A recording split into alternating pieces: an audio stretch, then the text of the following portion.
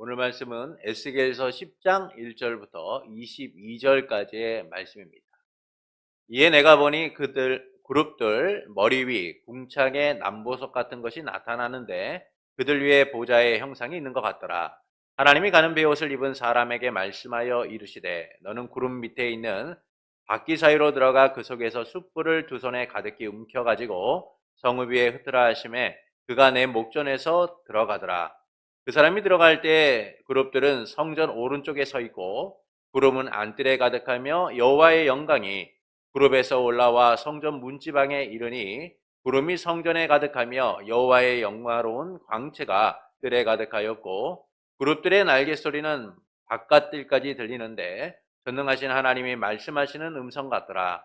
하나님이 가는 베옷을 입은 자에게 명령하시기를 바퀴 사이 곧 그룹들 사이에서 불을 가져가라 하셨으므로 그가 들어가 바퀴 곁에 서매 그 그룹들 사이에서 손을 내밀어 그 그룹들 사이에 있는 불을 집어가는 베옷 입은 자의 손에 주매 그가 받아가지고 나가는데 그룹들의 날개 밑에 사람의 손 같은 것이 나타나더라.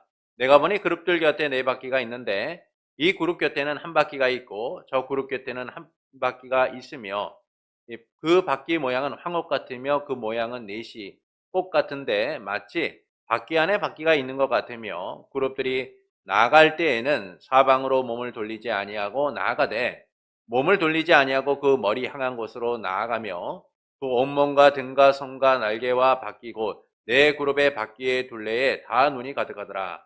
내가 들으니 그 바퀴들을 도는 것 같이 부르며 도는 것이라 부르며 이 그룹들에게는 각기 내면이 있는데 첫째면은 그룹의 얼굴이요 둘째면은 사람의 얼굴이요 셋째는 사자의 얼굴이요 넷째는 독수리의 얼굴이더라. 그들이 올라가매 그들은 내가 그 발광가에서 보던 생물이라. 그룹들이 나아갈 때에는 바퀴도 그 곁에 나아가고 그룹들이 날개를 들고 땅에서 올라가려 할 때에도 바퀴가 그 곁에서 떠나지 아니하며 그들이 서면 이들도 서고 그들이 올라가면 이들도 함께 올라가니 이는 생물의 영이 바퀴 가운데 있음이더라. 여호와의 영광이 성전 문지방을 떠나서 그룹들 위에 머무니라.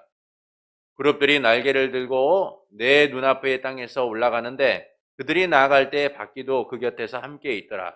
그들이 여호와의 전으로 들어가는 동문에 머물고 이스라엘 하나님의 영광이 그 위에 덮였더라. 그것은 내가 그발 강가에서 보던 이스라엘의 하나님 아래 있던 생물이라.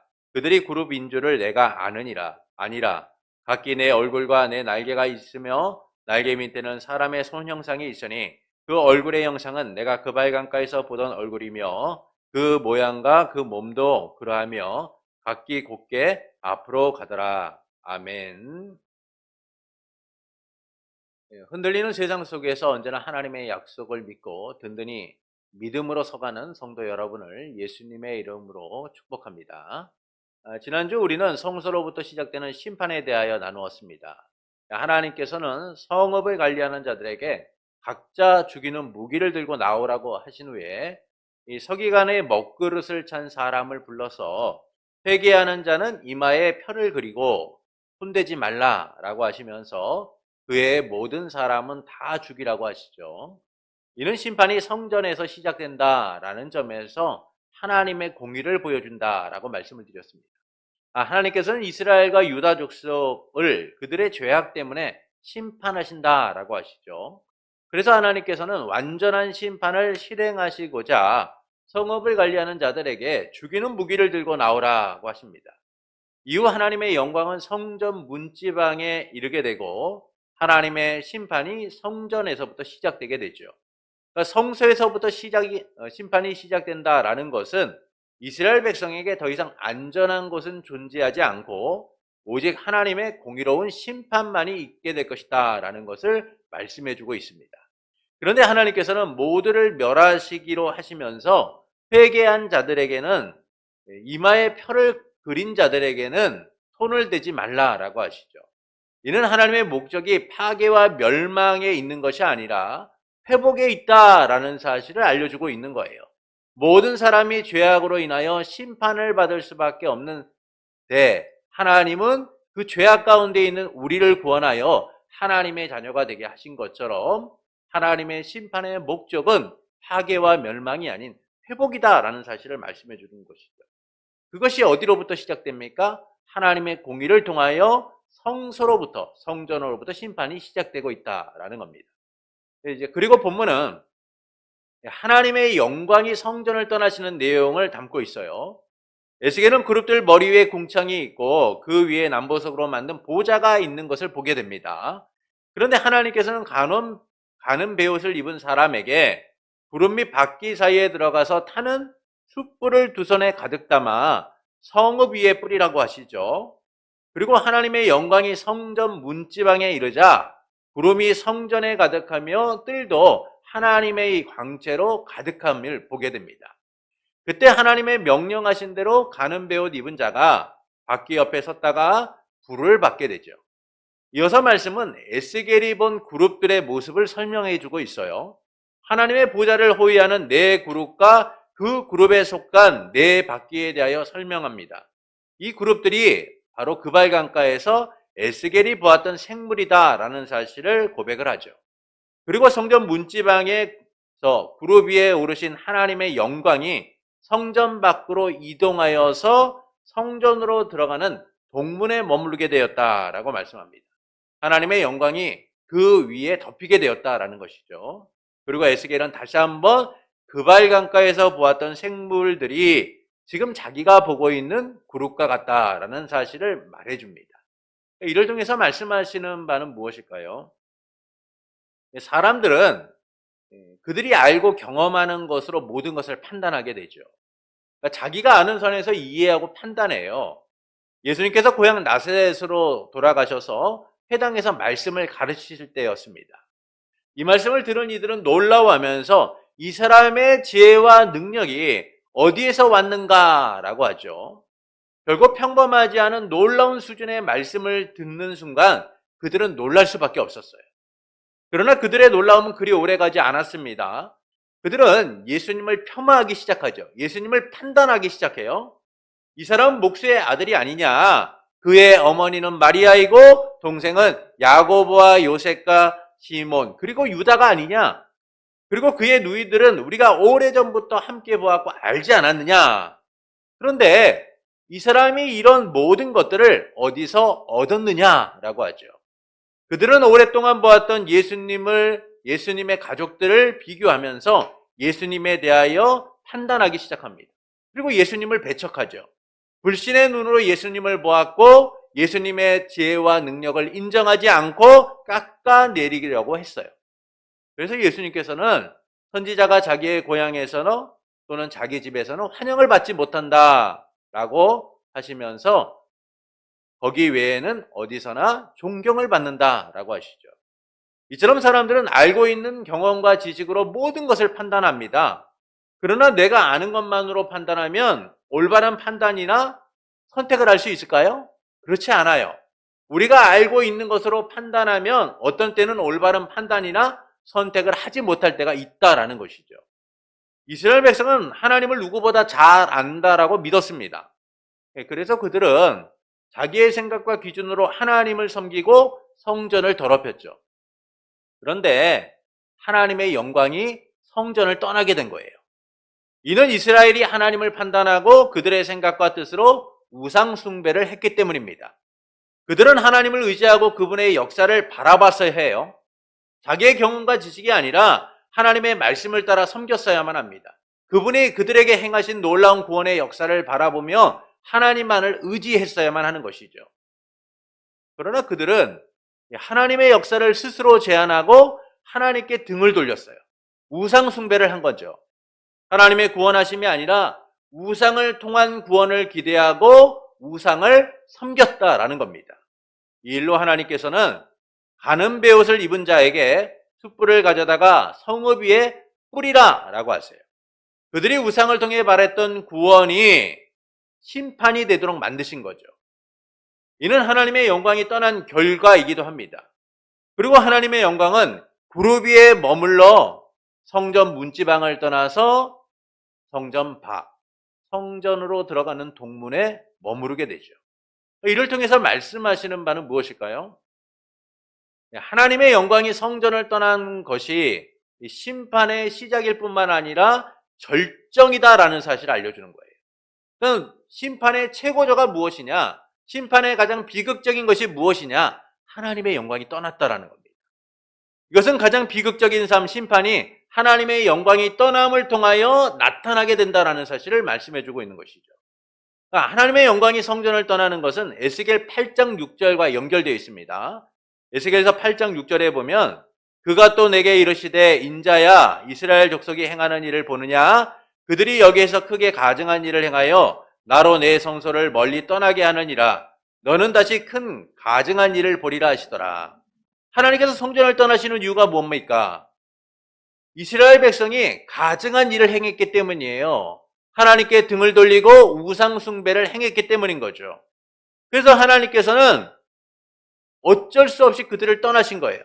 하나님이 떠나고자 해서 떠나신 것이 아니라 거룩하신 하나님이 머물 수 있는 곳이 되지 못했기 때문에 성전이 더럽혀졌기 때문에 떠나시게 되었다라는 겁니다.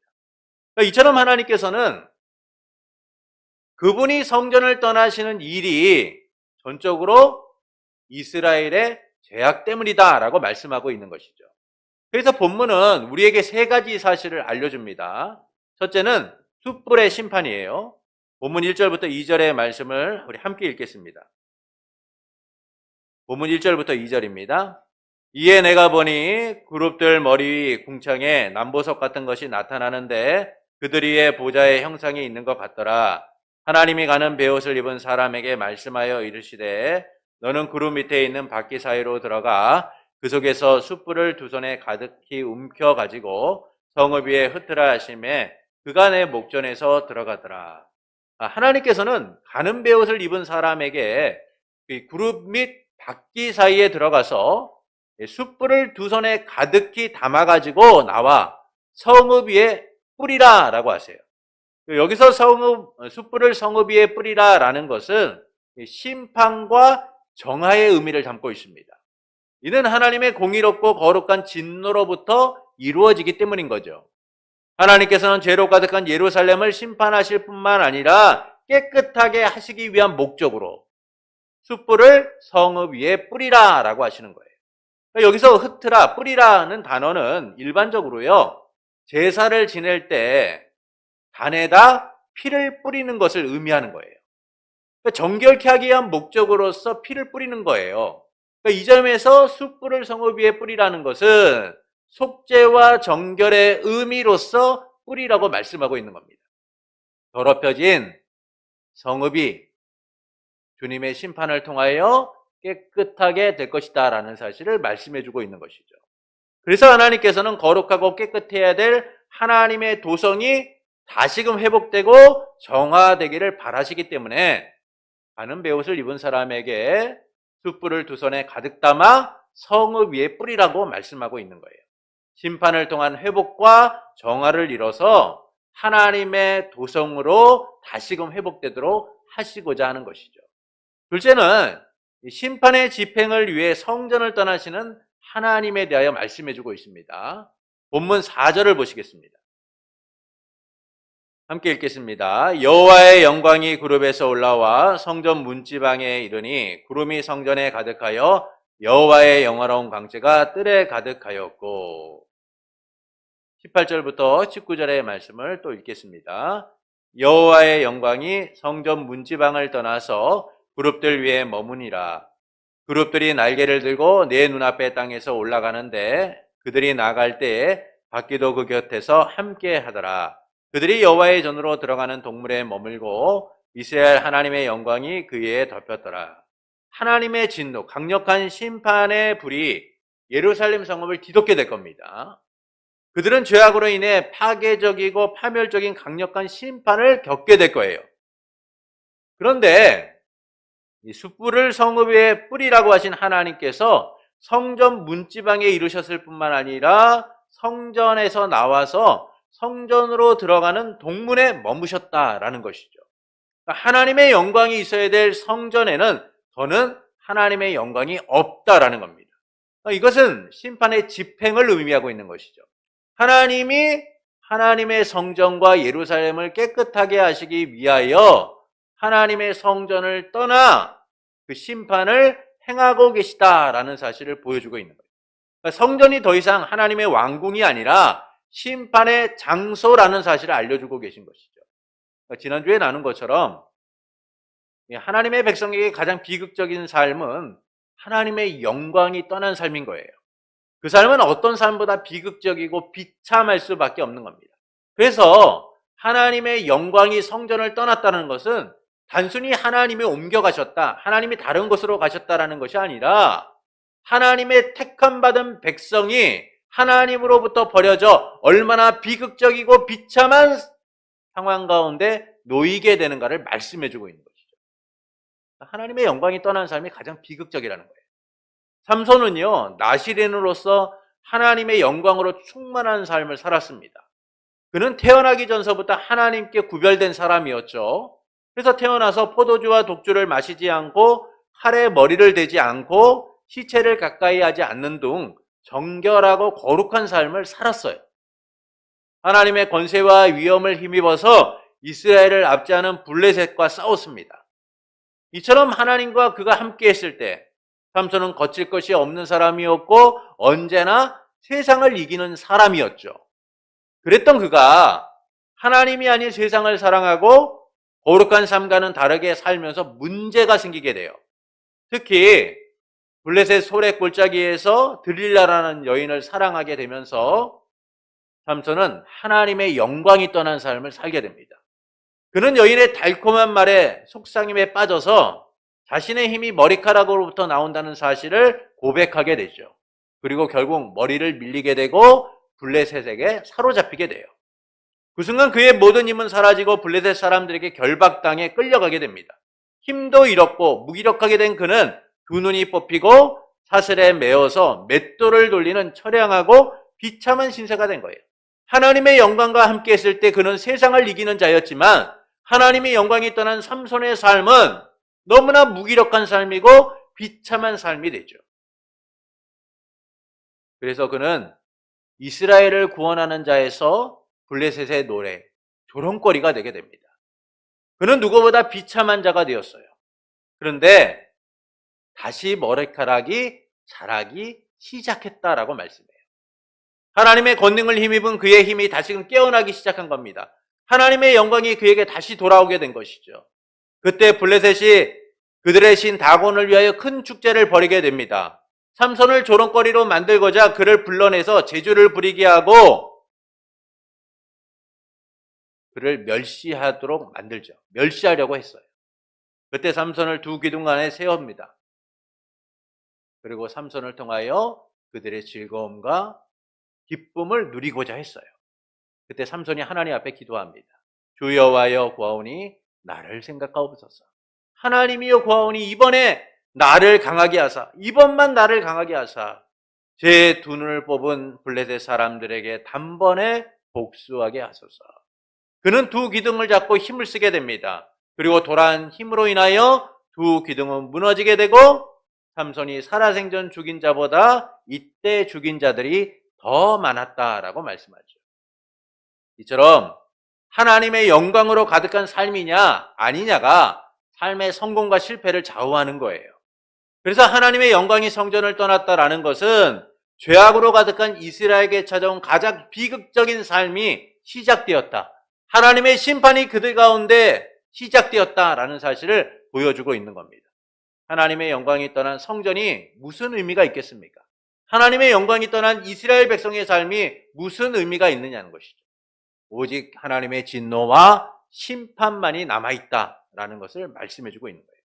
그리고 에스겔 11장 22절부터 25절은 하나님의 영광이 성전을 떠남을 다시금 말씀하면서 무려 12장부터 32장까지 유다와 예루살렘에 대한 심판, 유다의 심판, 열방에 대한 심판으로서 말씀해주고 있어요. 무려 12장부터 32장까지가요. 하나님의 영광이 떠난 이스라엘 백성 그리고 열방에 대한 심판으로서 말씀하고 있다라는 겁니다. 이 모든 심판이 하나님의 영광이 성전을 떠남으로 시작되었다라는 것이죠. 셋째는 어디에나 계시는 하나님이심을 알려주는 거예요. 본문 9절부터 12절의 말씀을 보시겠습니다. 우리 말씀을 함께 읽겠습니다. 내가 보니 그룹들 곁에 네 바퀴가 있는데 이 그룹 곁에도 한 바퀴가 있고 저 그룹 곁에도 한 바퀴가 있으며 그 바퀴의 모양은 황옥 같으며 그 모양은 넷이 꼭 같은데 마치 바퀴 안에 바퀴가 있는 것 같으며 그룹들이 나아갈 때에는 사방으로 몸을 돌리지 아니하고 나아가되 몸을 돌리지 아니하고 그 머리 향한 곳으로 나아가며 그 온몸과 등과 손과 날개와 바퀴 곧 네 그룹의 바퀴의 둘레에 다 눈이 가득하더라. 18절부터 19절을 다시 한번 보겠습니다. 여호와의 영광이 성전 문지방을 떠나서 그룹들 위에 머무니라.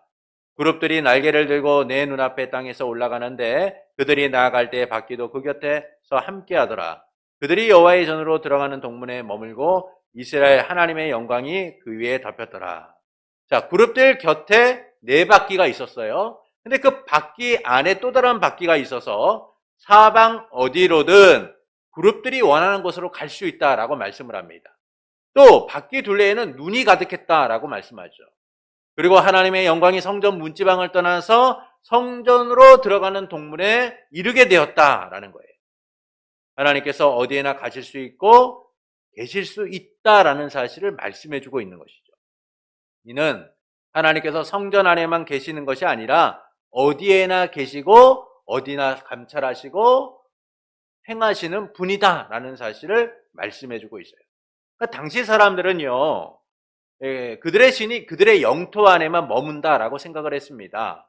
그러니까 이런 생각은 이스라엘 백성도 마찬가지였죠. 그들은 하나님께서 성전 안에만 머무신다라고 생각을 했어요. 그래서 하나님이 성전 안에만 머무신다라는 그 생각을 가지고 자기들의 뜻대로 자기들의 옳은 대로 행동하게 됩니다. 그들은 하나님이 이 성전을 떠나지 않을 거라고 믿었어요.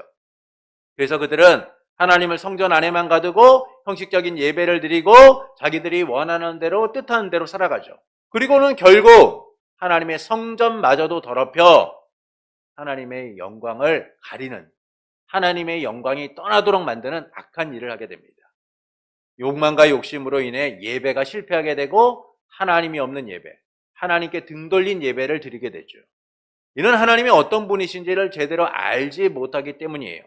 그래서 성전 안에서만 하나님의 영광이 머문다고 생각하며 하나님을 지역과 한계, 지식과 경험으로 가둬두고 이해했던 그들에 대하여 하나님은 지금 말씀하고 계신 거예요. 모든 것을 초월하여 역사하고 계시다. 어디든 어느 곳이든 가서 행하시는 분이 바로 하나님이시다라는 사실을 알려주고 계신 것이죠. 이런 하나님에 대하여 로마서 11장 33절은 이렇게 말씀합니다. 깊도다 하나님의 지혜와 지식이 풍성하며 그의 판단은 헤아리지 못할 것이며 그의 길은 찾지 못할 것이로다. 또한 이사야 55장 8절부터 9절은 이렇게 말씀합니다. 이는 내 생각이 너희의 생각과 다르며 내 길은 너희의 길과 다름이니라. 여호와의 말씀이니라. 이는 하늘이 땅보다 높음 같이 내 길은 너희의 길보다 높으며 내 생각은 너희의 생각보다 높음이니라. 이처럼 하나님께서는 우리의 지혜와 지식, 논리로는 이해할 수 없는 초월적 지식과 능력을 갖고 계신 분이다라는 거예요. 그분은 전능하신 분이에요. 언제나 주권적 의지를 가지고 모든 것을 하실 수 있는 분이라는 것이죠. 그런데 이스라엘이 이와 같은 하나님을 성전 안에만 가두고 이해하려고 했다라는 거예요. 그분은 성전이 떠나지 않을 것이다 라고 생각하며 악을 행했습니다. 그러나 하나님께서는 말씀하시죠. 어디든 어느 곳이든 마음대로 가시고 행하실 수 있는 분이 하나님이시다라는 것을 말씀해주고 있어요.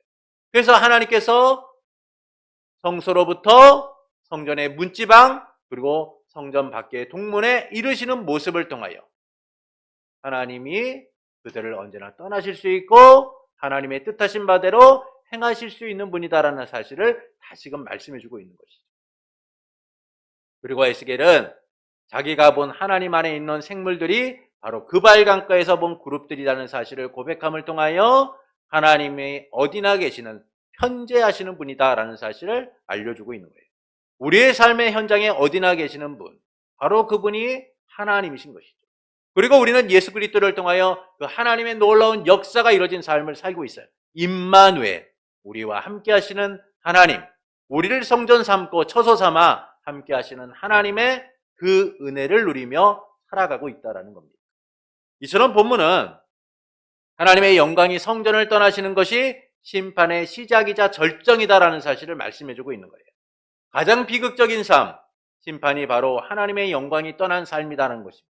떠난 삶이라는 것이죠. 하나님의 영광이 떠난다는 것은 이스라엘 향한 하나님의 주권적 심판이 얼마나 강력한가를 보여주고 있어요. 하나님께서 성전을 떠나시는 일이 가장 큰 비극이고 심판이라는 것이죠. 이를 통해서 하나님께서는 우리가 어떻게 살아가기를 원하실까요?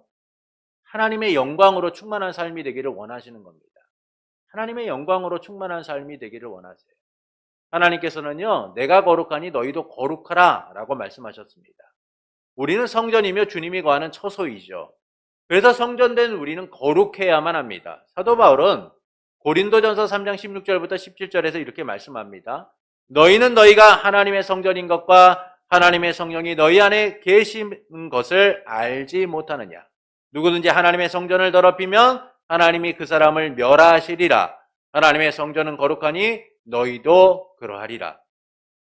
우리가 하나님의 성전이기 때문에 거룩해야 된다는 거예요. 하나님을 모시고 살아가는 이들이기 때문에 거룩해야 된다는 겁니다.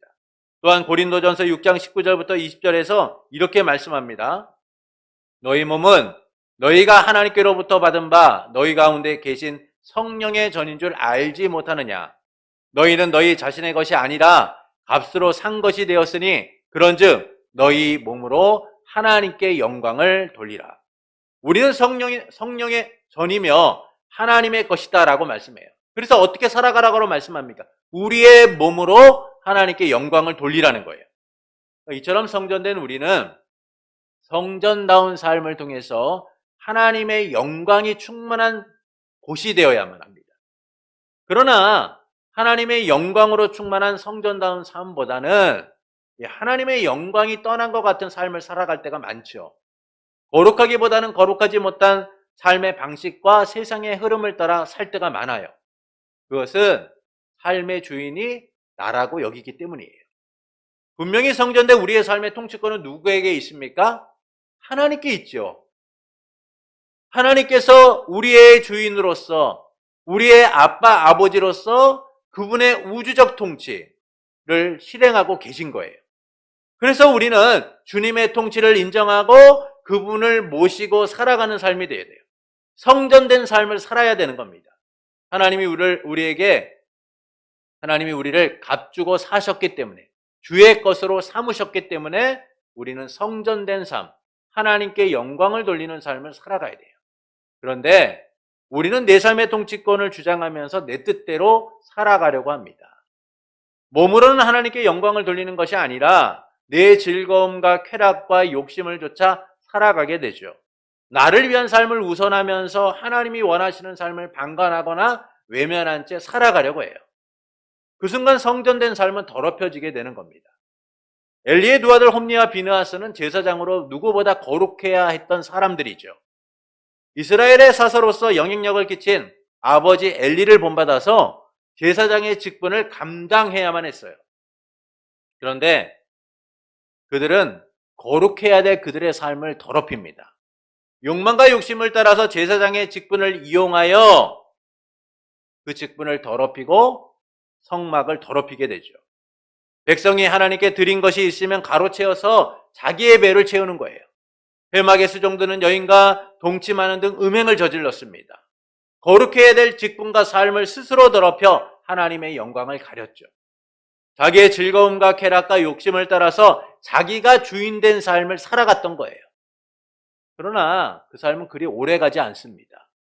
그들은 블레셋과의 전쟁에서 언약궤를 가지고 갔다가 비참한 최후를 맞이하게 되죠.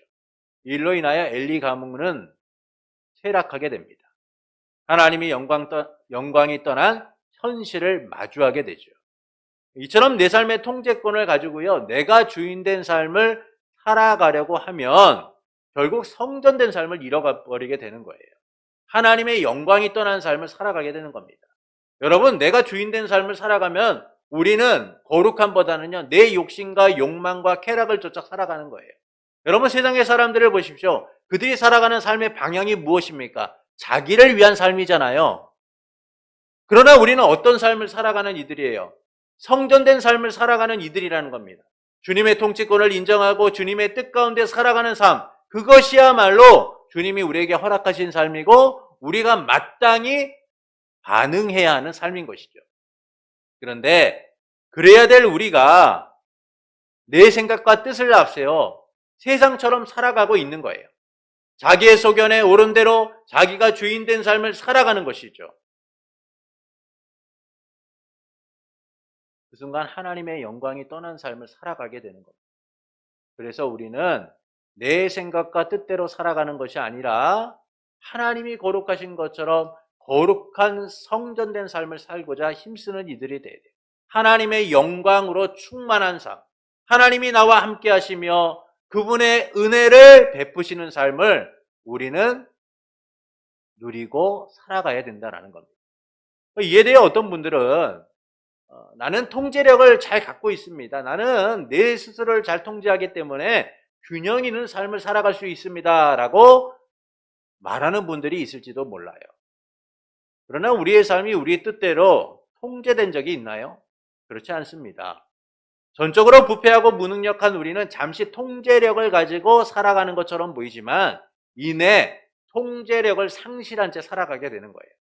아담과 하와가 하나님의 주권적 통치를 인정했을 때는요, 그들은 세상의 대리자로서 하나님의 영광을 드러냈어요.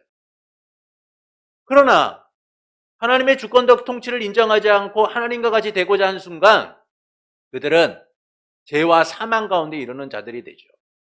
하나님께 반역하는 인생들이 되는 거예요. 그래서 우리는 자기 확신에 빠져서 살아가는 것이 아니라 하나님의 주권적 통치를 인정하고 하나님의 뜻대로 살아가는 이들이 되어야 하는 겁니다. 그렇지 않으면 결국 우리의 삶은 실패하고 무너지게 되어 있어요. 우리가 사는 세상에 흔들리지 않고 살아가는 방법은요, 세상을 따라가는 것이 아니라 내 삶의 주인이 되신 주님을 인정하고 주님의 뜻 가운데 살아가는 거예요. 그때 우리는 말씀을 따라 거룩함을 이루게 되고 하나님의 영광으로 충만한 삶을 살아가게 되는 겁니다. 주님이 나와 함께 하시며 나의 삶을 인도하시고 이끌어 가시는 놀라운 은혜들을 더욱더 풍성하게 누리게 되는 것이죠. 내 욕심과 즐거움, 나를 위한 것이 아니라 하나님의 영광을 위해 주님의 통치 아래 그래서 거해야 하는 거예요. 그때 우리는 성전된 우리의 삶에 하나님의 영광이 충만함을 누리게 되는 겁니다. 주님이 함께 하시는 임마누엘의 역사를 누리며 그 은혜로 충만하게 되는 것이죠. 아무리 깨끗하고 아름다운 집도요, 여러분, 그대로 두고 방치하면 어떻습니까? 먼지가 자욱하게 쌓이게 되고 흉가처럼 되는 거예요. 그래서 사람들은요, 집을 청소하고 깨끗하게 하고자 노력하잖아요. 성전된 우리의 삶도 마찬가지입니다. 거룩하기 위하여 힘쓰지 않고 거룩한 삶을 위하여 우리가 주의 말씀대로 순종하지 않으면 성전된 우리의 삶은 더럽혀지게 되어 있어요. 세상의 방식을 따르게 되고 세상처럼 더러운 삶을 좇게 되어 있는 거예요. 그래서 우리는 하나님이 거룩하신 것처럼 거룩하기 위하여 힘써야 돼요. 나를 성전 삼으신 주님의 주권적 통치를 인정하고 그분의 뜻대로 살아감으로 하나님의 영광이 충만한 삶을 살아가야 하는 겁니다. 그러므로 내 삶이 주님의 것임을 인정하며 거룩함을 이루는 성도가 되는 것은 어떨까요?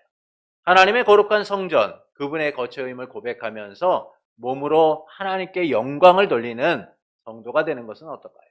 사랑하는 성도 여러분, 하나님께서 가는 베옷을 입은 사람에게 타는 숯불을 두 손에 가득 움켜쥐고 성읍 위에 뿌리라고 하십니다.